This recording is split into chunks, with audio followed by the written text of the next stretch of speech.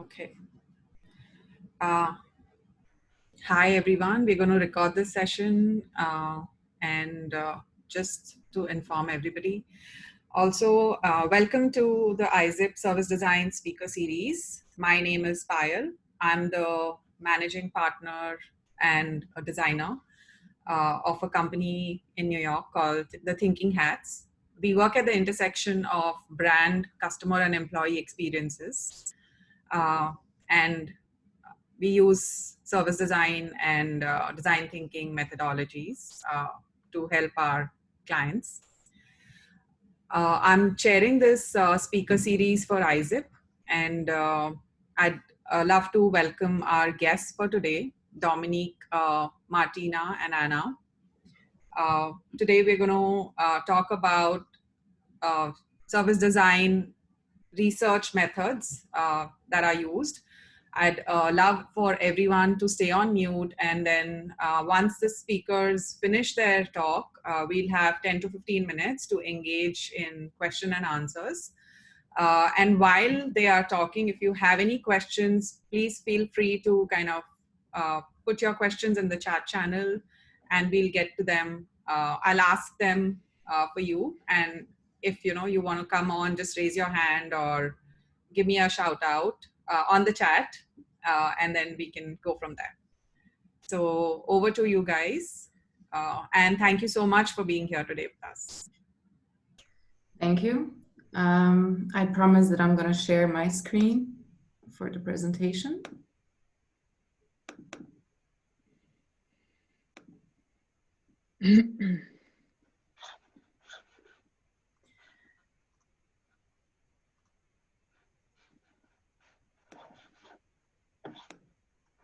Okay, so welcome everyone to our presentation for today,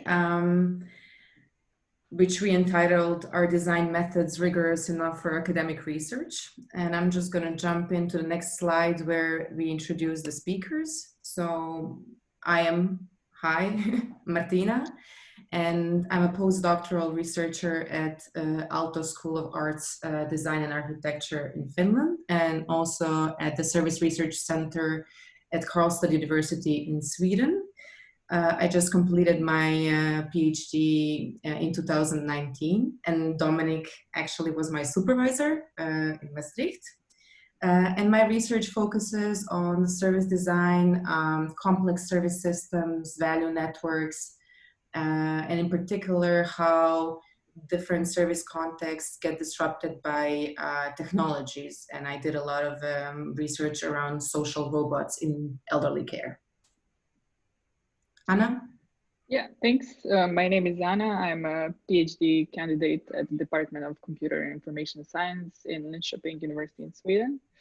My research focuses on service design as an innovation approach, and I'm exploring it within technology-driven organizations. So I'm looking into how service design actually facilitates capability building, and how can it be addressed as an innovation approach within a context that's maybe not as service-oriented as some others are. And I'm Dominik Mahr, and professor for digital innovation marketing at Maastricht University. So you see my background also there. This is Maastricht. So thanks Zoom for facilitating all the backgrounds that we can do there now. And I'm also the scientific director of our Service Science Factory, where we work together, researchers, educators, and practice on service design. And my main topic is around one probably thing, we call it human digitalization. It is, yes, around a lot of digital tools. Martina mentioned robots, augmented reality, and so forth. But very often not from a technology perspective, but also always from a human perspective. What is a good side, but maybe also what's the dark side of it. And that's my research focus. Martina? Thank you. Since today's topic is more academic than probably some of the previous ISSIP podcasts, I thought that we start with the one common academic struggle, and that's when you get reviewers' comments and when you have to address the reviewers' comments after you submitted a manuscript. And everyone now in the audience who has ever submitted a paper to a journal knows how it can be annoying when you hear back from the reviewers and they either didn't understand the point of your paper, or they completely misunderstood your approach, or they ask you to collect more data. So I thought, okay, let's see whether I had some of these experiences to share with you, particularly focusing on the method, because that's also the topic of our conversation today. And I found one reviewer comment that was actually on a paper that Dominik and I submitted a couple of years ago. And we introduced a novel method which leverages visual, tangible tools. So it was a 4-step process in which informants had to map their networks of care. It was elderly people mapping their networks of care using cards, and then they were creating different visualizations before the introduction of the social robot and then after the introduction of the social robot. And then this is what we got as a reviewer's feedback for our method. And it reads, better introduce and explain the methodology. It's a novel and appropriate methodology with externally valid data are the strengths of the paper. Since the methodology is novel, it needs to be explained better as to why a 4-step procedure is required, rigorous, and is deemed appropriate. You can also add figures and details in the web-based supplementary files. So when I first read this reviewer's comment, I thought, okay, this is very positive. It felt like this person liked the method that we used, but we keep in mind we didn't send it to a design journal, we sent it to a service management journal. And the reviewer was saying, okay, it's novel, we like it, but you need to show the steps that you use. You need to give us more detail so that we really trust the steps that you took were appropriate steps and that it was rigorous enough. So I thought it would be good for today to maybe start by kind of understanding all the criteria that are used in scientific research to address whether it's rigorous enough for the publication. And when we talk about scientific research, we are focused on the systematic inquiry, which goal is to gain certain knowledge. So there are certain steps that we follow, there are certain processes, we inquire to get answers to certain questions, and the goal is to gain some knowledge. So how can that be done to be rigorous? So what does rigor mean? It simply can be defined, if you look into different dictionaries, as a quality or a state of being very exact, careful, and with strict precision, or the quality of being thorough, careful, and accurate. What is important is that you're not only doing rigorous research during the data collection, but also during the data analysis. So you need to make sure that you are evidencing every step that you take and the reasoning why the step makes sense, and also how then you analyze your data later. But there is also another thing that in qualitative research, we talk maybe more about trustworthiness. It seems to be more appropriate criteria, and it focuses on whether the audience, the readers of our paper, really trust and find our results and our process credible. And I included here a little overview of the criteria that I think it's very important to keep in mind whenever we do any of the research and then later publishing, to how to claim that we are either doing rigorous or trustworthy research. So on the quantitative side, we have criteria such as reliability and validity.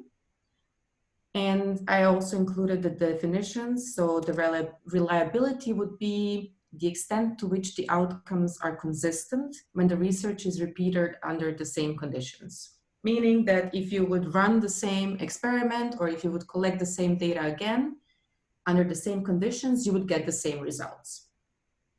Then we have the validity, which is the ability of the instrument to measure what it's intended to measure. That's more about the accuracy. Can the method that we are using accurately measure what we intended to use? And this one can be split then into internal and external validity. Internal being how well a study can rule out alternative explanations to its findings, and external validity more into the extent that we can then generalize our findings to other contexts, that it's not only specific for one context, but it can also be transferred to others. So, and this is more that we use, criteria that we use when we evaluate also as a reviewer or as an editor, when we look into the journal publications that are more on the quantitative side. But when we look into qualitative research, we focus more maybe on credibility, which is a criteria that ensures that a study measures what is intended to measure, and it's a true reflection of the social reality of the participants, which means that it actually shows the true experiences of participants involved in the study. The transferability, so which is the ability of the findings to be transferred to other contexts, similar to what we had in external validity. But here, since qualitative research is often done in very specific context, we need to really give a lot of deep knowledge about that particular context so that other readers can say, oh, this could also be applied to my context.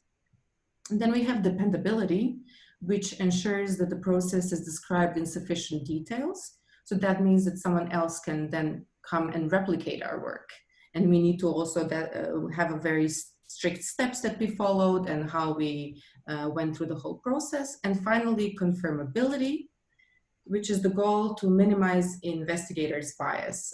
And that can maybe be addressed by leading some kind of reflective diaries and keeping notes while you're collecting data, kind of having a daily introspection about what's been collected and whether it makes sense and how to then present it later in your paper. So these were some of the elements that we need to think about when we think whether methods are rigorous or trustworthy for scientific research. Now, Anna. Thanks. Maybe before we continue talking about how do we do actually research in service design and about service design, I think it's important to mention why we do academic research in service design in the first place. And one of the main reasons I think is to establish a relevant academic field in order to kind of build a systematized body of knowledge that can help us not only to systematically explain, but also to predict different phenomena that we are researching. And I think one of the opportunity, but also the challenges that we are facing is the multidisciplinarity of service design. And on the next slide, you will see that this multidisciplinarity is actually focused around research in service design being today quite scattered across different disciplines. So you can find research focused on service design, of course, in design field.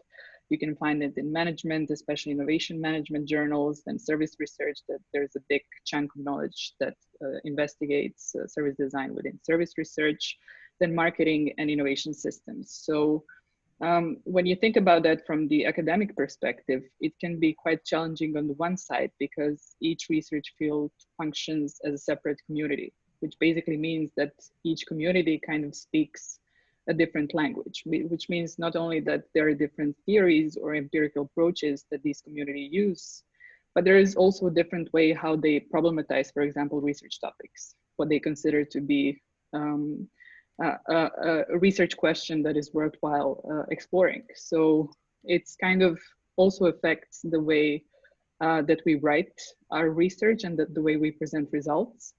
And then because each kind of community can have a different idea what service design means, then you would also get different questions regarding rigor or trustworthiness, as Martina mentioned before, but also the contribution, you know, what is the value of the knowledge that's created through your research. For example, in the study that I did that we targeted to a journal which was more on the innovation management side, a very common question that you would find when you present a research in service design would be, what is the difference between service design and design thinking? And for example, in design journals, you probably, in talking with design academics, you probably wouldn't get this question because they have a different definition and different understanding of what design means. So this is just a brief description of how different research disciplines actually work as different communities. And as an academic, if you want to kind of penetrate in other disciplines, you need to be aware of the fact that they might not always speak the language that you're trying to communicate. So back to Martina, I think, and on the methodologies. Thank you, Anna. And I was just kind of piggybacking on what you said with different disciplines influencing on service design. If you look at these different disciplines, they mostly use very traditional qualitative methods during data collection. Some of them, and you are probably all familiar, are participant observations, in-depth interviews, or focus groups. And we already know quite well how to write up the method sections if we used one of these approaches. And we know things that we need to keep in mind when we are conducting these type of research. For example, if you're doing an in-depth interview, you know that you need to have an informed consent, and that then you need to record the whole interview, then you need to transcribe the interview, maybe even translate it, and then analyze it using either a predefined code book, or you let the teams emerge from the data, but you need to really show with quotes and with rich insights how you built certain results and how you got to a certain contribution. Also, if we talk about participation, there is a lot of ethnographic research that is also published within service design, where you spend more time, and this prolonged engagement with participants, where you really try to learn about their everyday lives and about their culture. And then you would maybe also use interviews as a supporting material in trying to triangulate the data that you've collected to really show the richness of your findings. But what we've noticed also, now that the service design is trying to kind of reach out to different journals in different fields, is that we, especially when we talk about service research, and all three of us actually come from the more service marketing and service management background, is that we need more methods that can capture this dynamic and dialogic element of services and the complexity of the systems. And this is where we believe design research can contribute a lot. And that's why we introduced 3 methods today that we are going to talk about. First is going to be research through design, then design science research, and finally a case study methodology. And I will start with the first one. So when we talk about design research, there are 3 different orientations. One is research on design, research for design, and research through design. And I will just briefly go into each of them. So research on design or about design is the objective research in which the research is about the phenomenon of design. And the researcher doesn't need to be a designer. Usually, actually, the researchers would be coming from different fields, sociology, psychology, economics, and then they would be doing research on design. Then in the research for design, actually the research is done to get an input for the creative process. So the creative process is what we want to have focus on, and then the artifact that we get out of the creative process is actually the end result of the research. So it's more focused on the artifact that we're going to create, and research is more part of a prerequisite to get to the designing process. And finally, in research through design, researcher is also a designer, and design and artifact and the creative process, they're all part of the data and the knowledge that we want to create. And the outcome is both scientific and the artifact. So we also can have a scientific publication coming out of a research through design. research approach employs methods and processes that have been used in design practice as a legitimate method of inquiry. And we can see here that some of the pictures of some research through design. I'm sure that many of you are familiar with different options, as in using maybe design probes, empathy probes, or design games, or any kind of tangible materials, and asking participants to create something through generative sessions in which they would be building maybe a prototype or a certain artifact. And then in the end, you would have the data collected through the process from the artifact, and then you could analyze that for scientific publication. Anna? Yes. I will continue talking about a methodology called design science research. And design science research is a methodology that kind of emerged and is very well developed and actually impactful in the information systems research. In the idea, you can think of it as quite similar as research through design. Because it's also kind of focused on the development and the valid knowledge, but through the problem solving efforts. So design science research would usually take up, let's call them projects that would actually be focused on designing the actual design artifact and trying to connect the design process with knowledge contribution.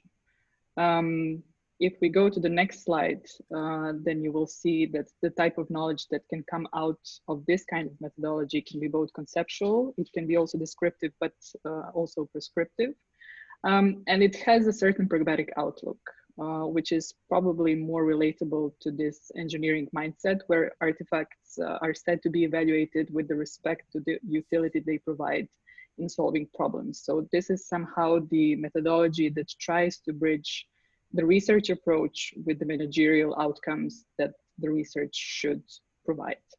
The focus of the design science research then is the development and the performance in the design artifacts. And the main intention to somehow is to improve the functionality and the value of the existing systems. And that usually means that actually the end result or the outcome of the design science research methodology is some kind of novelty or innovative outlook on the design artifact. On the next slide, you will see just a short overview of the design science research cycles. And this methodology usually implies three different cycles. So the cycle which is connected to the relevance, then the design cycle, and finally the rigor cycle. So the relevance cycle is related to the environment within which this methodology is employed. It usually combines different people or roles within the organizational systems or the technical systems. And it looks into different sets of problems and the potential opportunities in order to somehow define the requirements and the assessment criteria from the beginning, based on which the designed artifact will be evaluated after at the end of the project. Then the design cycle is actually focused on building the design artifact and the processes and on the evaluation. And it's kind of an iterative process. While the rigor cycle, it's focused on this knowledge base, which basically means kind of motivating the entire methodology or the entire design process with the scientific theories and methods that are already existing, and connecting it to the previous experience and the expertise that, for example, the organizational systems have, so that we can really say that the outcome of this methodology was something innovative, so novel knowledge or a novel contribution, not just something that reiterates or is based on some old processes or established design routines. The next slide will briefly present the case study methodology, and this is the methodology that's maybe not so much used. You will not find it maybe that much in design journals, but for example, in management journals that deal with innovation management, especially using design-driven approaches to innovation, there are a lot of case studies, case study methodology that's employed. And it's commonly used across different social sciences. Of course, the case study methodology means that the unit of the analysis, or when we talk about the case, it can be a person, a group, an organization, or a situation that researchers explore over a certain period of time. And usually we can focus on either one case as a single study, or we can include multiple cases to have a multiple case study. It really depends on how you motivate your research or what kind of research question you have. Case study methodology is interesting because it allows a lot of variety and a lot of breadth in the approach. But it's very good because it investigates the phenomenon that we're trying to understand very in-depth and up close, which means that it's focused on the real life context, and it's usually used when we are trying to contribute to some kind of theory development. So we're trying to understand maybe some micro foundations of a certain phenomenon, or we are trying to explore the theoretical boundaries. Case study methodology can be a really good way to do it.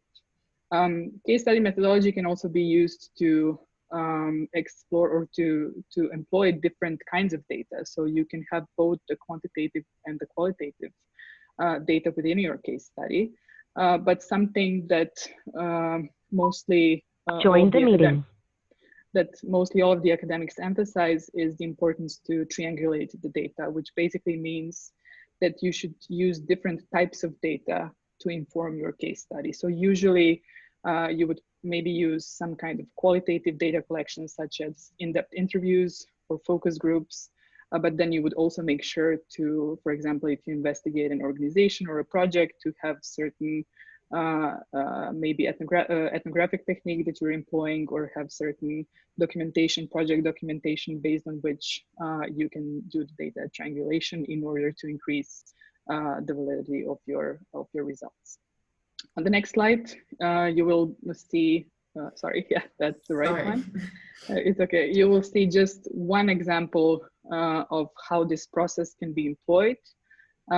Basically, this is one way how we can do the case study methodology, and this one is maybe takes more a deductive approach, because it requires you first to develop the theory, or to have at least some kind of theoretical perspective before you go into case selection and data analysis. But you can also do it inductively. Basically, there are three, let's say, broad phases when employing case study methodology. The first phase is to define and design what is it that you're studying, and what kind of cases you are selecting.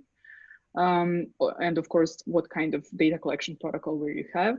The second phase is actually preparing for the data collection, collecting the data, and doing the first iteration of data analysis. And then the final stage is kind of further analysis and the conclusion based on which you produce the relevant results and try to figure out what the contribution is. Usually with using the qualitative data, which are very open-ended and very rich, and they can capture lived experience, case study methodology has proved to be quite a successful one when using in the academic research. And I think we go over to Dominik. Mm-hmm. All right, and I very much appreciate this because I think I can now pick up exactly on the arguments and bring them a little bit also again together. So I think service design has a story. So service design is very strong in telling us about the why something is happening. It's about the experience. At the same time, and I think that's what Martina and Anna very clearly demonstrate also, we have to communicate clear what are we doing. We have to communicate it convincingly. And also reflecting the diversity of the people that are present is, I would like to not only focus on the researcher itself, but also on other audiences that might actually pick up this research. So ultimately, it is not only about this why, but it's also about this trust creation. Do we create trust? Do we tell exactly where something comes from? Why are these results that we show are actually good results? Why do they lead to maybe success? I would like to make that on 4 different examples. And Martina, could you? And give you how small takeaways, how we can create a trust. A bit focusing on my current work also, or what I'm doing in service design. And the first one is, I think that came across pretty well also from what you have saying. I'm involved as a co-chair for service design in the Journal of Service Management. And it's there a lot about a lot of people that are also more in design research publish in this journal, which is a really excellent services journal. Sometimes it's a feeling like, yes, I know it's very well done. I know that it's rigorous and it should be credible, etc. All what has been listed before. But I'm not sure if the standards are well communicated. So really, we have to think about communicating standards and rigor to other audiences.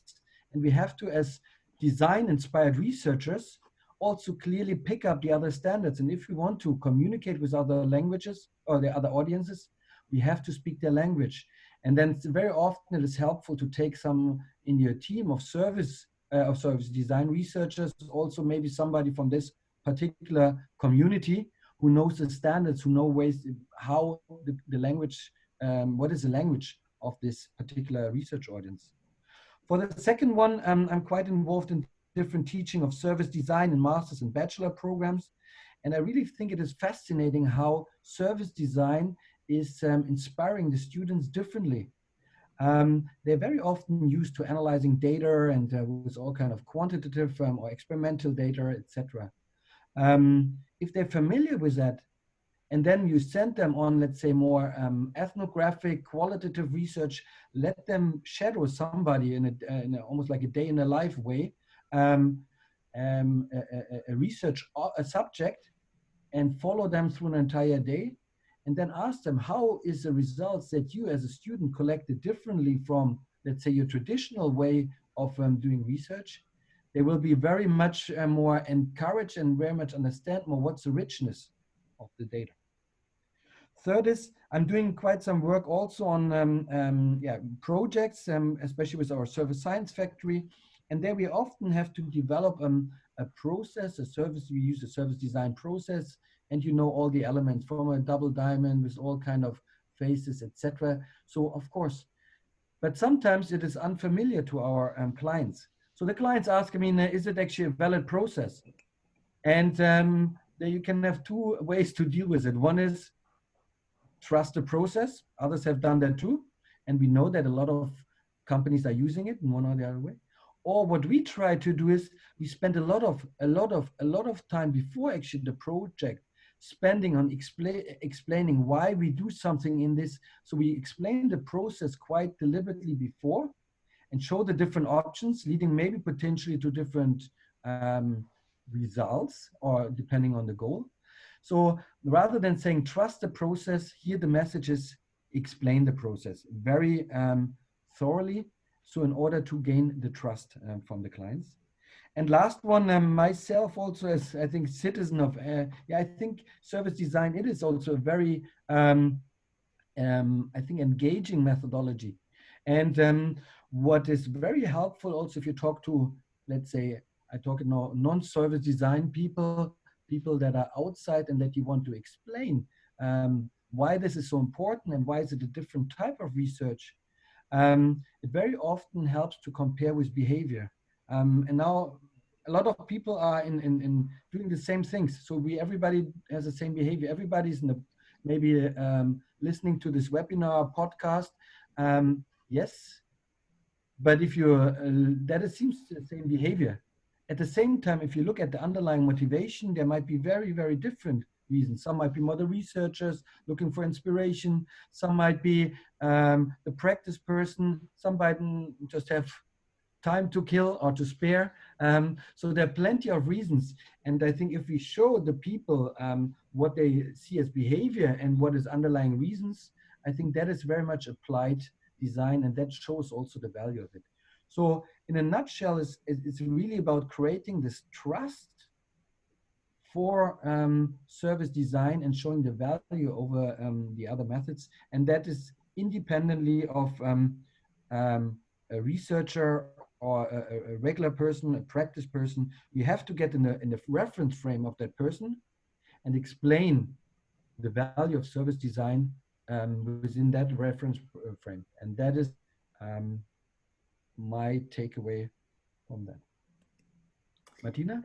Yeah, just our references that we used, and now I guess we open for questions.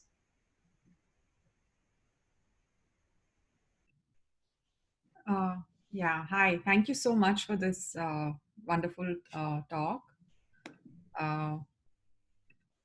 I can actually get started. I would love to for you all to share your definition of service design and what service design means to each one of you. If we can get started with that, that would be interesting because I really liked some of the references that you made.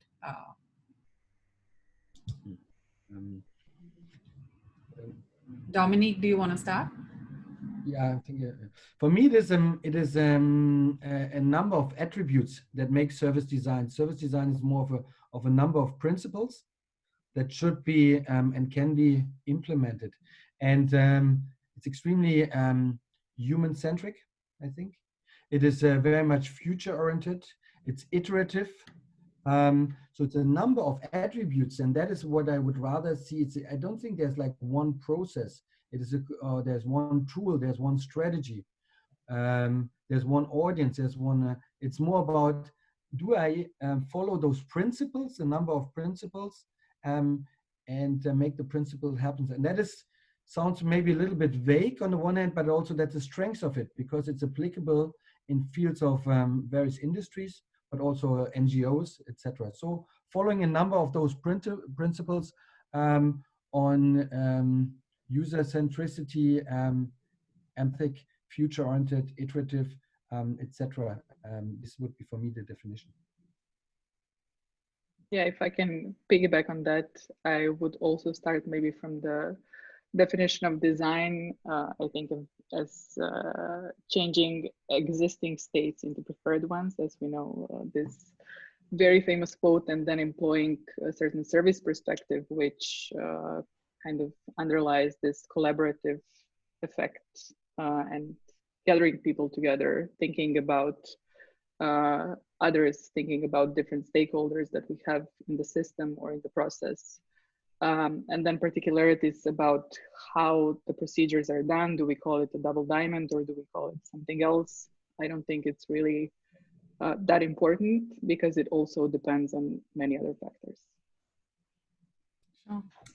As a former dancer, sorry, not a designer, but a dancer, I always like to use the definition that service design choreographs different processes, technologies, and people for the co-creation of value for different stakeholders.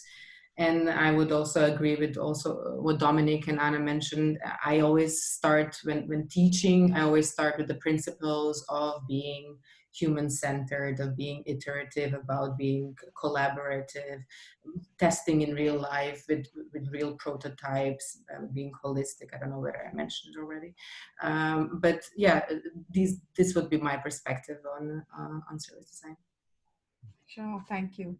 Martina, you also spoke about how service design is kind of interrelated with marketing, and how and in your opinion, how can like marketing and management really use the processes and work well with service design? If you have any thoughts on that, would love to hear that. So the question is about how marketers can work with service design tools or processes. Mm-hmm.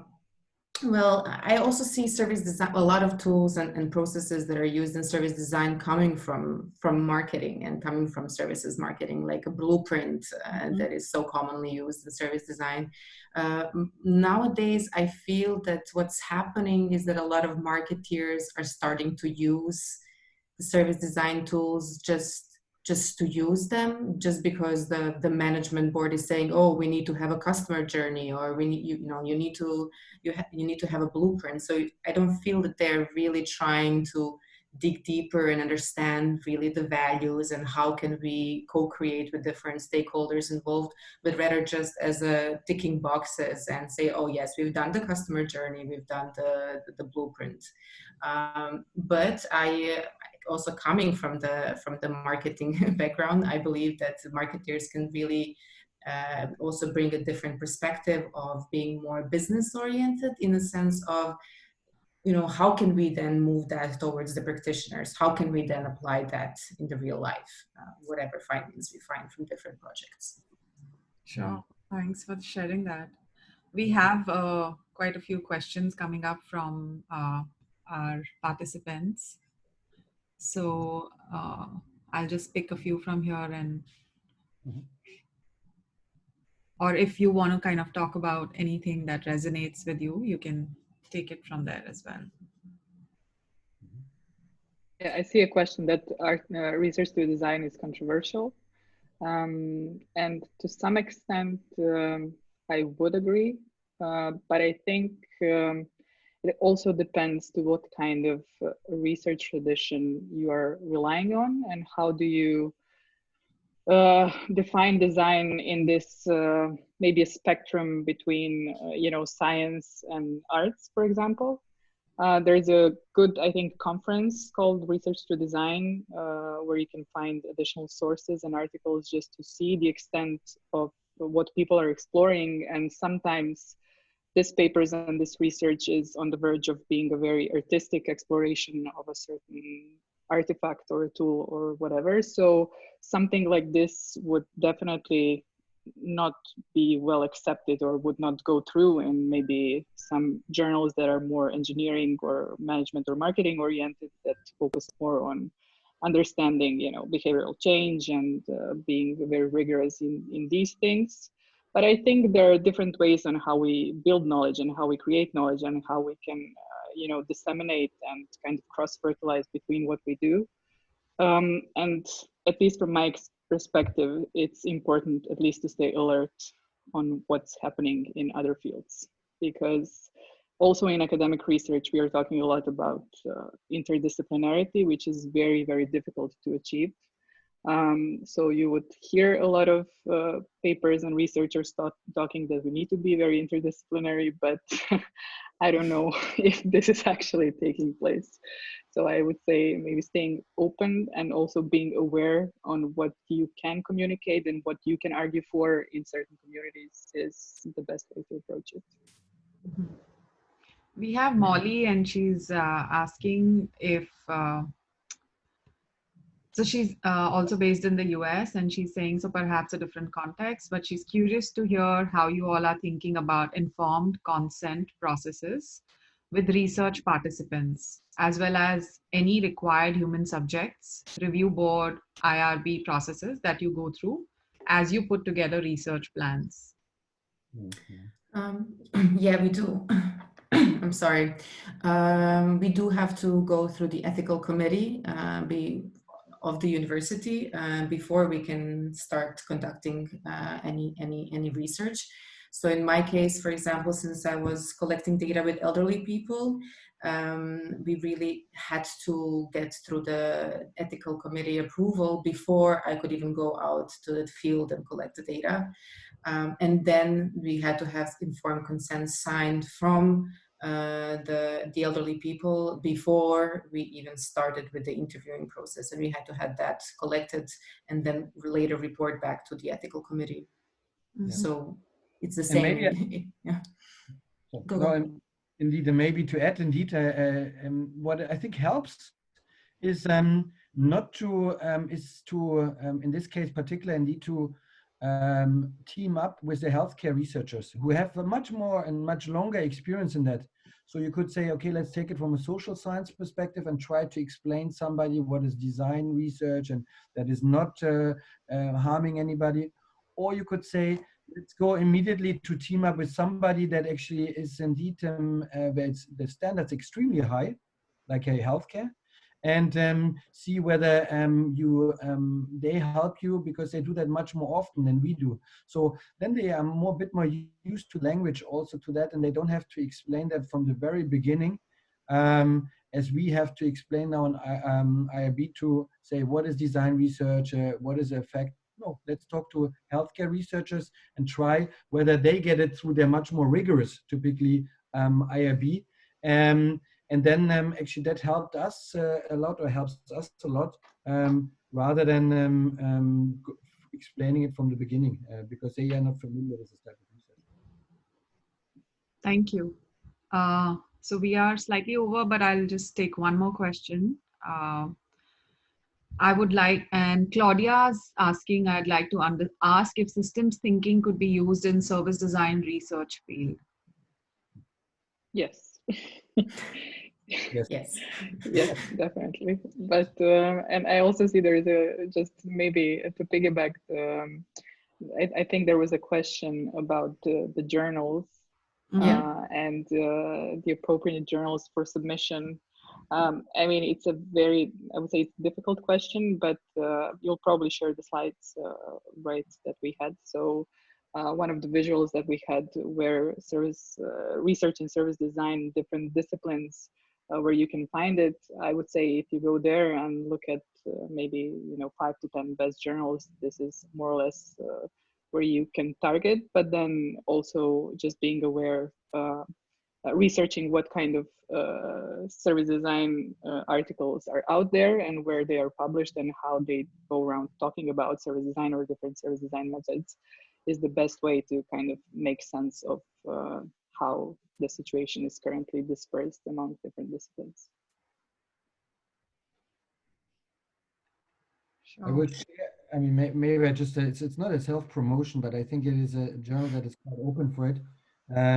But we all are familiar with this. So service design in the Journal of Service Management is quite open to that, and helps also in the process. So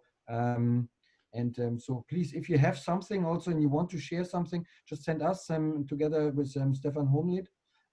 We are the co-chairs, and if there's good articles, we will do our utmost. I mean, to also explain, maybe there's to explain it from a different audience to a different audience to help in the process, or just write us an email with an abstract and say, hey, is it something suitable? We are more than happy to help in this process to get it published. Dominik, do you want to share your email ID with the audience if anyone wants to reach out to you? I can also just put the last slide. I included all the information, if that's going to help.